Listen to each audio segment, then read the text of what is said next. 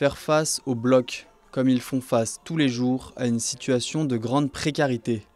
Ils sont sans abri et pour certains demandeurs d'asile.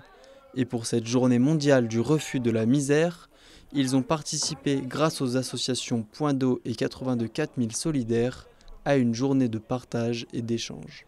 Moi je peux te parer, donc si jamais tu tombes, tu regardes et moi je t'aide un peu. Et la jaune et après tu pourras utiliser les grises pour descendre. L'association 82 4000, elle milite pour l'accès aux loisirs pour tous en organisant des vacances en montagne, à la découverte de l'alpinisme, de la haute montagne même. Et donc on essaye plutôt d'organiser une remise en contexte, de remettre un petit peu le public avec lequel on veut discuter de cette journée dans une journée qui ressemble un peu plus à l'association 82 4000. Et donc on fait de la grimpe ce matin et puis on discutera un peu plus sérieusement cet après-midi. Une matinée en salle comme alternative aux escapades en montagne, plus habituelle. Organisée ponctuellement, ces sorties offrent pour certains une échappatoire dans leur quotidien. La montagne, ça m'a sauvé la vie, je ne crois pas que je me trompe beaucoup.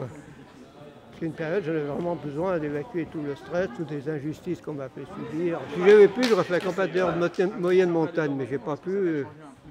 Financièrement, j'ai pas pu. Mais c'est pas pour ça que j'ai arrêté la montagne pour autant.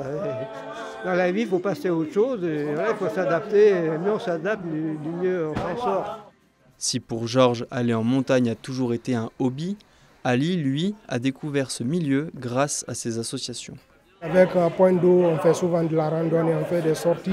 Et j'ai des amis aussi qui m'invitent parce qu'ils savent maintenant qu'ils aiment faire des sorties en montagne. Et parce qu'au début, je voulais les faire, mais je n'avais pas les moyens et je n'avais pas encore des opportunités. Et donc maintenant qu'il y a Point d'eau, il y a 82 4000, ils en profitent pour faire des sorties.